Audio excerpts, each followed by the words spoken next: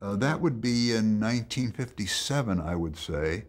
Uh, that would be after I had done The Crusader. And they had come to me and asked me to join MCA.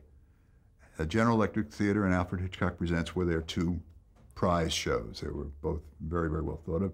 GE Theater, I must say, had probably more what they used to call Class A stars than any other show at of its time.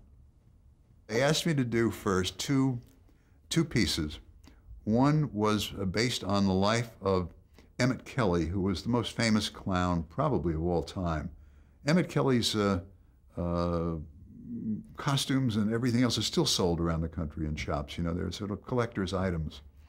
And we did a piece called Clown, and it was a moment in Emmett Kelly's life where he broke up with his wife. And it was a simply beautiful piece of work. And I must say that. And Henry Fonda played Emmett Kelly and just gave a terribly sensitive performance. It was a pleasure working with him, totally professional, and I loved every minute. And I don't take a lot of credit for that because it was sort of the deal was intact. They represented Fonda.